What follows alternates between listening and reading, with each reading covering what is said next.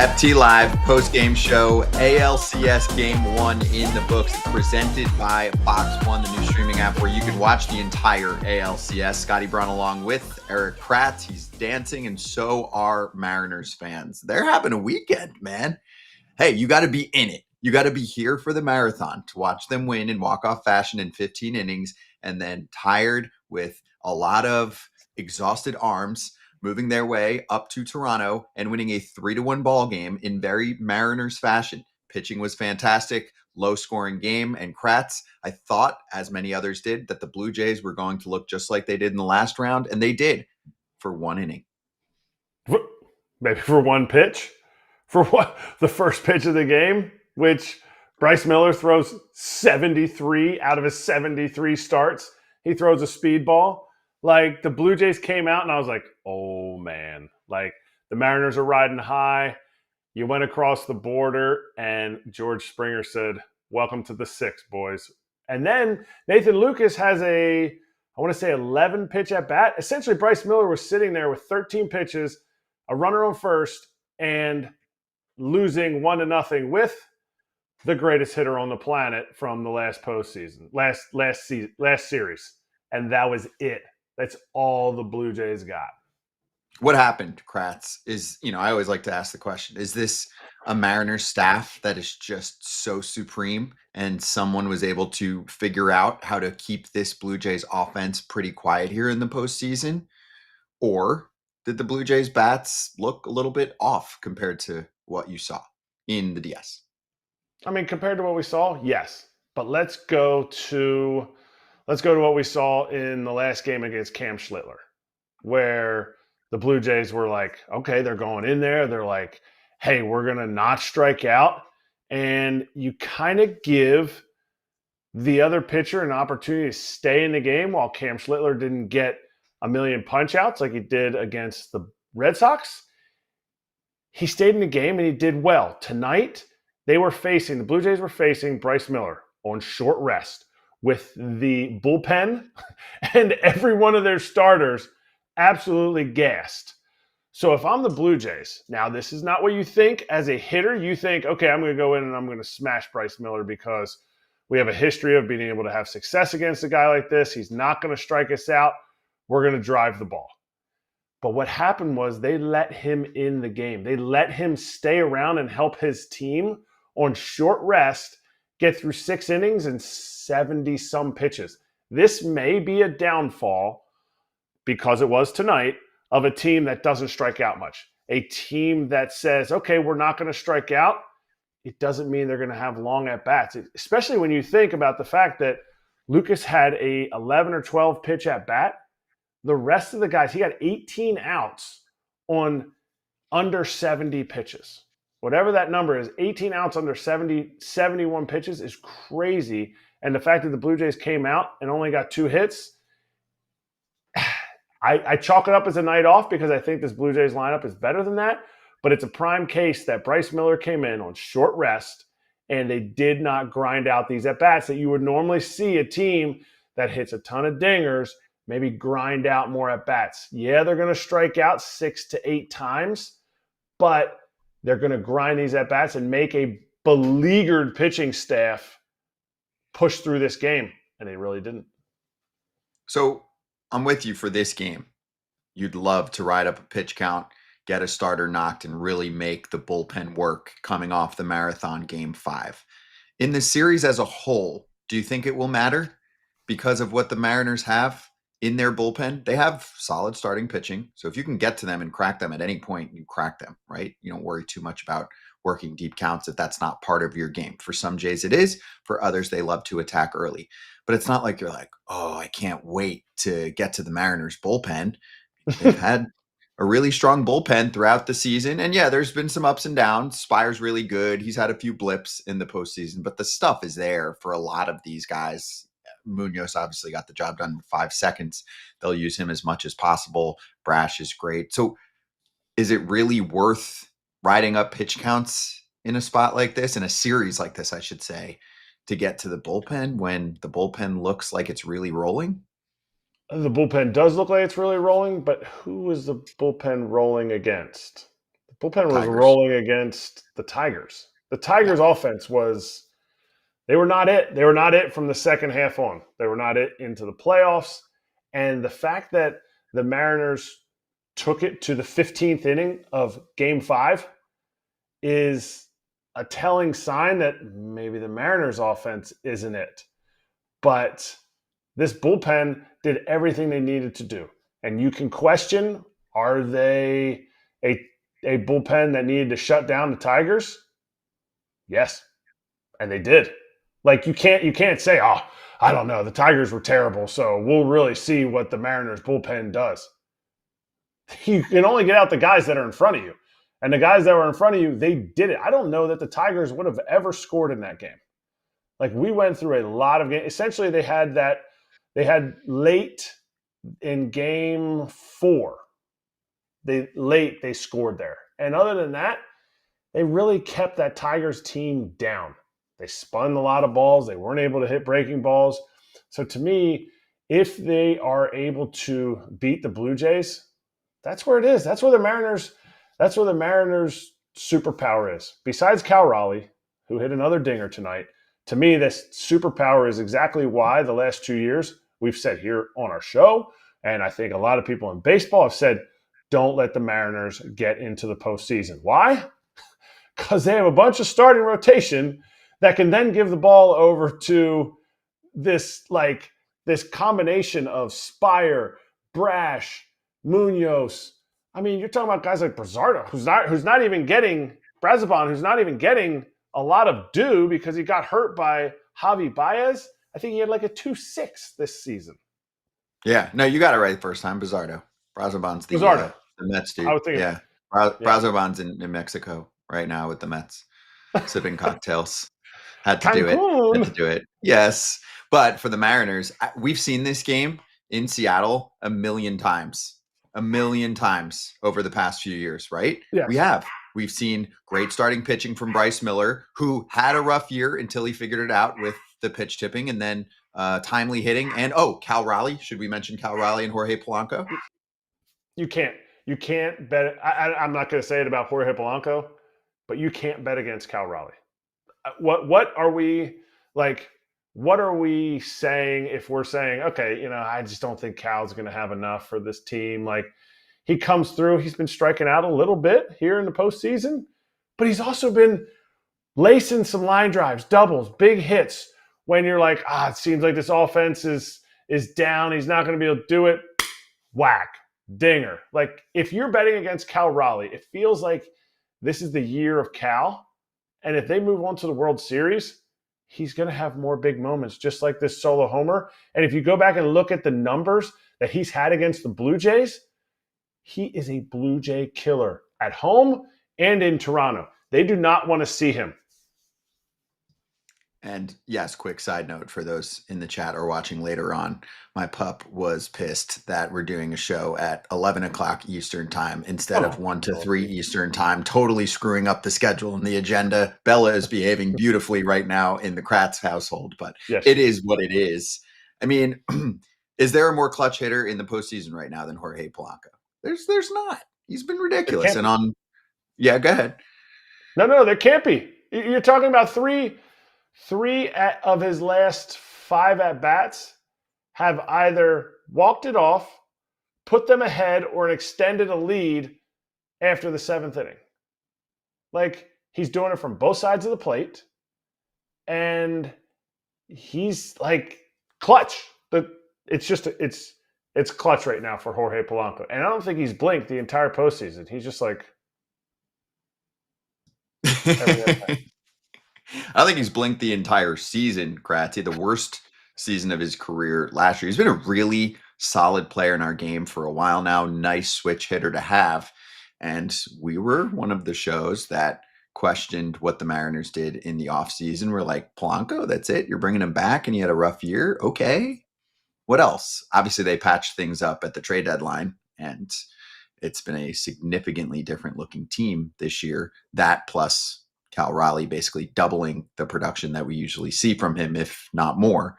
But for Polanco, Kratz, I mean, he completely turned it around this year, and now he's had, I don't know if it's his best, if not one of his best seasons of his career, and he's carrying it right into the playoffs as a really nice role player for the Mariners all year long and blossoming into a clutch star for them at the moment. Back to Cal, just because this game looked like first inning, Springer Dinger. Toronto's going to get going. They were causing trouble in that first inning, right? You had the 12 pitch Nathan Lucas walk after that, and hopefully he's okay. We'll find out if there's any updates on him. He left early in the game with the knee issue, fouled the pitch off his knee that looked pretty gnarly, looked pretty flush. But anyway, so we go to finally the sixth inning where there's action here. Like Kratz mentioned, 2 out, 2-strike homer, fourth one off Kevin Gossman. We're all talking about splitters too. 4 out of the 5 pitches in that at bat were splitters. And can anybody hit the splitters of the Toronto Blue Jays? The Yankees certainly couldn't. They couldn't touch the splitters of the Toronto Blue Jays. And during the broadcast, they talked about how the Mariners did not rank particularly well against splitters. And then what does Cal Raleigh do? Of course, smashes a splitter for a home run. And it's a Kevin Gossman splitter too. It's one of the best in the biz. So I And want I, to talk about this, but I also want to make sure that we include who's going to pitch in game 2. And I wonder if the Mariners are a team that's going to be able to handle 1 or 2 of those and try and create another scenario like they did in game 1, where they do just enough. They're able to get a homer or 2 off of Trey Savage and completely turn this series in their favor heading to Seattle. Do you think that this team can handle pitches like that differently than what we saw last round with the Yankees and their approach against that pitch? that pitch, like that, like the uniqueness of it, the fact that it looks unlike any other pitch, kind of starts to lose its sheen and shine every single at bat, every single outing in the big leagues, because somebody from the Mariners is going to go and talk to somebody from the Yankees. Say, what do you see? I mean, if you delve into Trey Savage, if you delve into Trey Savage's, like, why his pitches are unique, then pitchers can start to, like, or hitters can start to formulate how they're going to approach it. When they see that slider spin, technically that thing, it backs up. It doesn't go away from a right-hander. So guys are going to have to, like, start swinging in that direction. The Yankees, unfortunately, were a kind of a guinea pig against Trey Savage. They hadn't seen him. They hadn't seen much. So can they do it? Yes, they can do it. Does the Mariners pitching staff have to show up and, essentially throw up zeros or ones? Yes. Historically, or so far in this postseason, that's what they've had to do. But that Kevin Gausman splitter, I know I'm kind of jumping around. We were talking about the Kevin Gausman splitter there. It is one of the best in the game. But if you watched Cal's other at-bats, he made a very concerted effort to do something that was kind of unlike other guys in the lineup that were doing, where they were like, okay, the ball down, I'm taking it. I'm taking the ball down. It almost looked like Cal said, I'm going to swing at the ball down, but I'm going to catch it so far out in front that my only choice is to be able to hit a dinger, because you saw some meh swings late. I think it was later in his next at bat, or maybe it was one of his strikeouts. And you don't get those kind of swings unless your approach is, hey, you know what? I'm going to catch that ball as far out in front as I can.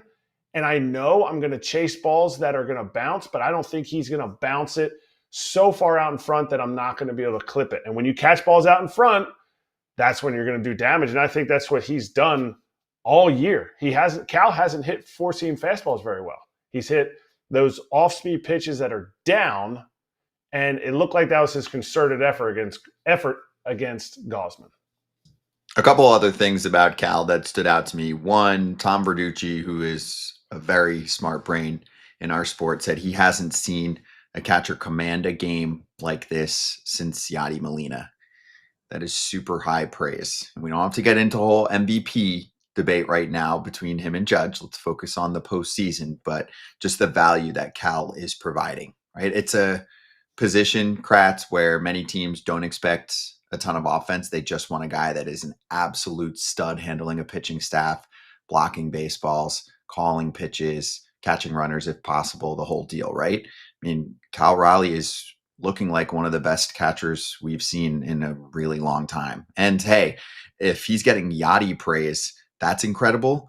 But also, he's a much better hitter than Yachty in terms of impact. I mean, he's the best bat, definitely the most dangerous bat on the team. So I thought that part was special. If you want to comment, and then I got one other about Cal. It's huge. It's huge. Winning teams need a winning catcher. Show me a team in the playoffs, especially the later you get into the playoffs, that doesn't have a winning catcher. And people will say, well, that's just cherry picking. That's an easy thing to say. Guys that catch no hitters, guys that control a pitching staff really well, know how to help them get through a start on short rest like he did tonight. Like those are the things that you build that rapport and you get kind of a idea of what kind of a catcher this guy is. You can't put a stat on it. The only stat you can put on it is the W at the end of the day. And Cal Raleigh is clearly running this staff, and he clearly has their ear, but he's also helping them get through tougher times here in this postseason. And if they're going to do anything, like I said at the beginning, this is the year of Cal. It's not just about him hitting dingers behind the dish. What can he do? How can he control? How can he help these guys? Now they're exhausted. But you know what? You got to get them through. You got to be able to read what they have in that moment, that night. You're talking to the pitching coach, the manager. You know what? He gets as much credit as Bryce Miller gets here. And many catchers fade either in the second half or definitely in the postseason.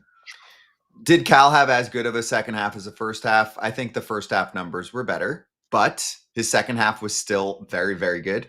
And look at what he's doing in the postseason. It's so impressive. And he's coming off catching 15 innings. He got 15 innings 2 nights ago.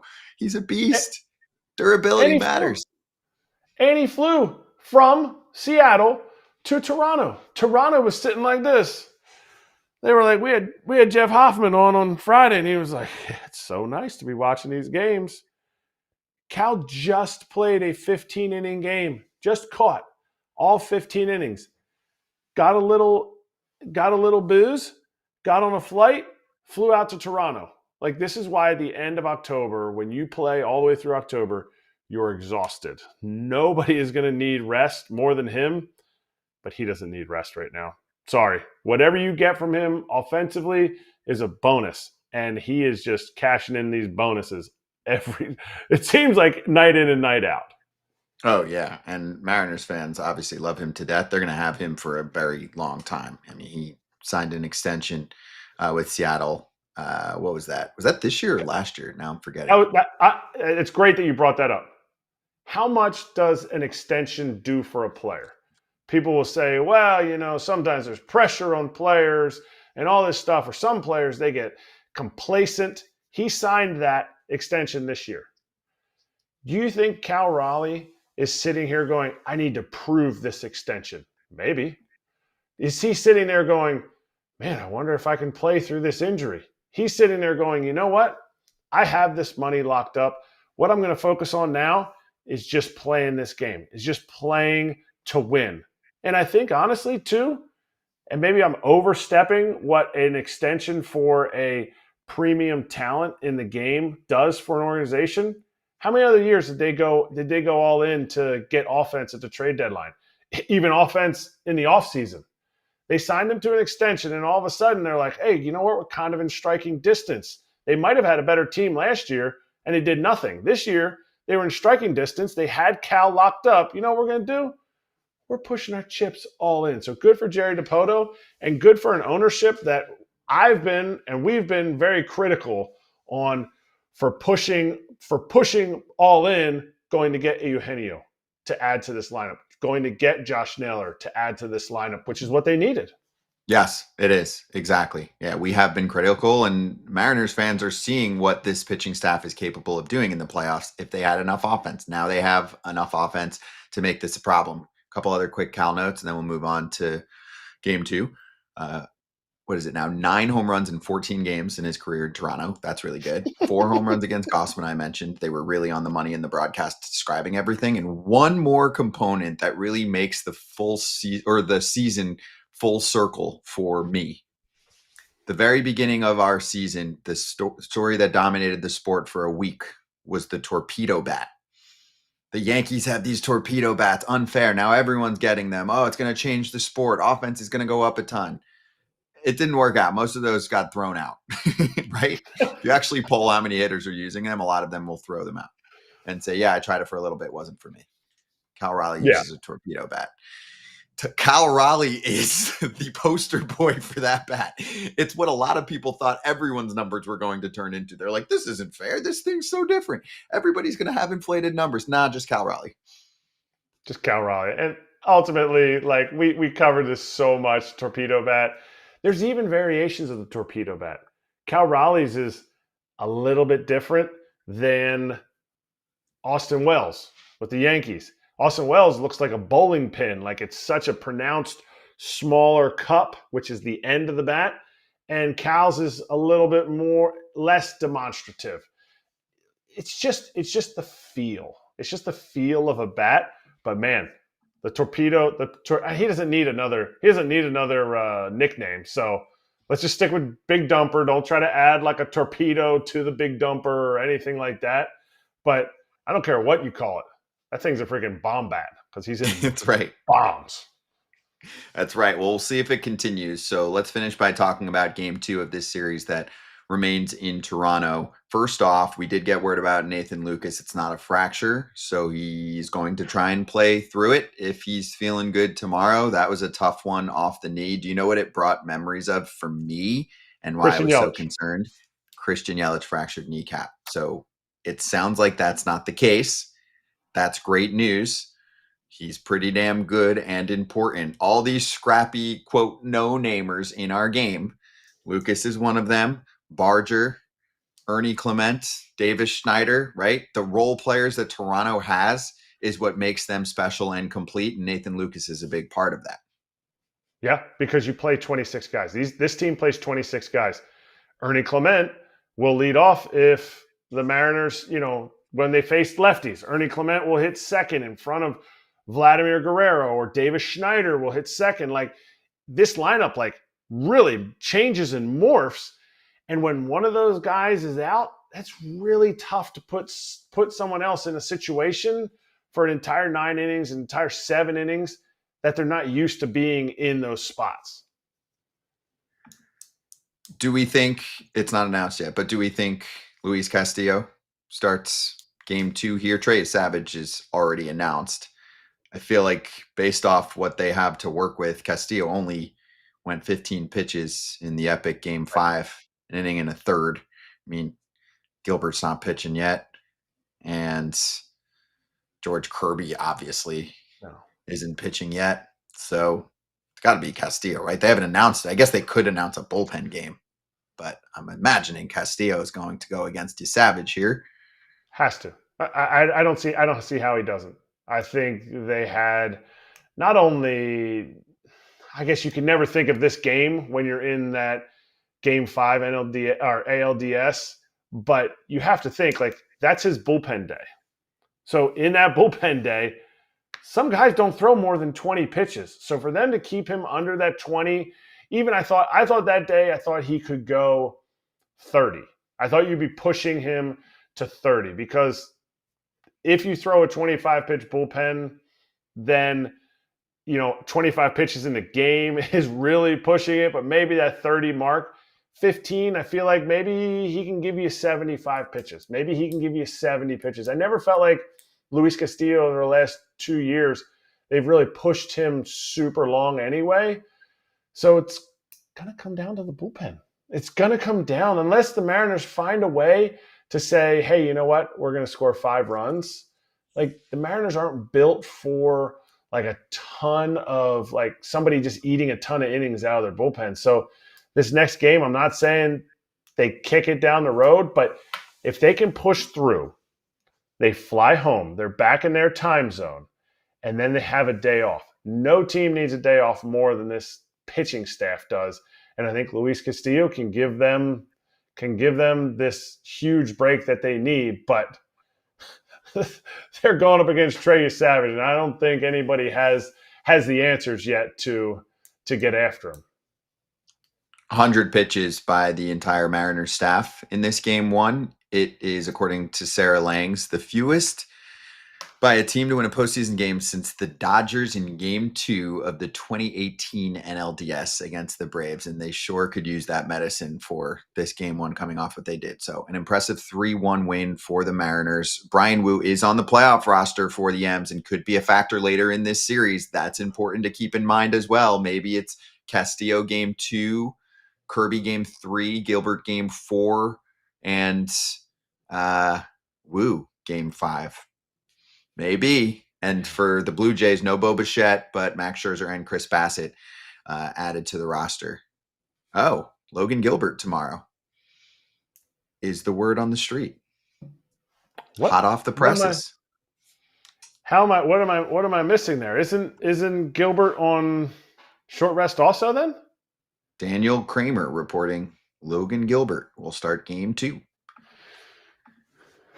Okay, so he started what game?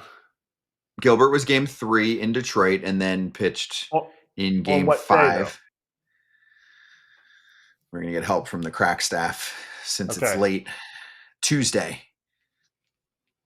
So Tuesday, he's pitching again Monday. My thing was he went 34 pitches. Yeah, 34? He went 34 pitches, but I guess that's an extended bullpen session. I don't know.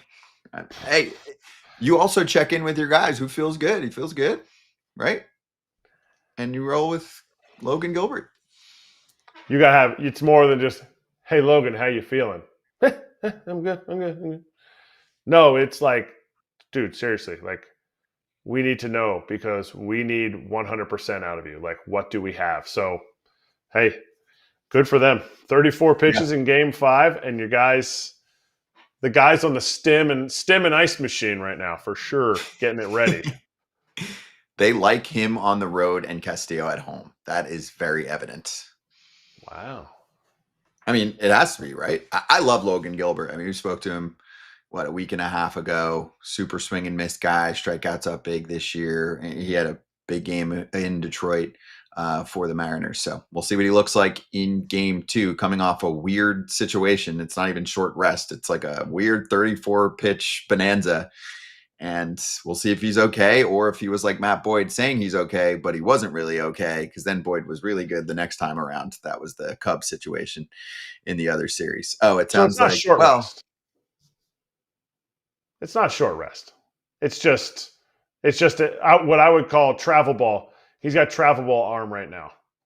Like he started, and then they're like, "We need you to win the semifinal game." Came back in, and he's like, "Well, I've thrown 120 pitches in the last. I'm looking at it. That was 5 days apart, and now we need you to go and throw and start again for our high school team." Like it's like the whole travel ball kids schedule where it's like, well, he only threw 120 pitches last week. He can throw 100 again. It's like, well, that was 3 days ago. So I guess everything's out there. It's a postseason. Yeah, he's a vet at this point. I think 4th year in the bigs. And Trey Savage is a rookie who's a baby in the big leagues coming off a nice rest. It's been a minute since he was shining in Toronto, right? A little over a week. So we're excited for it. We're going to do a post-game show after that game too. So we'll be back to talk about that one. It's a little bit earlier. It's 5 o'clock Eastern time, first pitch for that one. So figure the game's 3-ish hours. And we'll be on here at 8 to do about a 30-minute post-game show. We'll do as many of these as we can. We'll kind of keep you posted on a day-to-day on how our schedules line up with the games, where the games are at in terms of the series, and then we'll do as many of these as possible. So I hope you enjoyed it. That was our little reacts instantly to the Mariners taking down the Blue Jays 3-1. This show is presented by Fox One. That's where you can watch Game 2. So you can sign up for this app wherever you are in the U.S. You can try 7 days for free. Hit the QR code on the screen. All of our playoff coverage is presented by Fox One, they've got all of the ALCS games and the entire World Series. So if you're looking for a spot to watch and you haven't been able to find it, Fox One can be that destination for you. Game 2, they've got Joe Davis, John Smoltz, Ken Rosenthal, Tom Verducci riding that entire series. And we will talk to you after that one. But before that, Foul Territory is 1 o'clock Eastern time every single weekday all year long. So we'll see you for the 1 o'clock show. Kratz, me, and Kevin Pillar back on FT. See you then.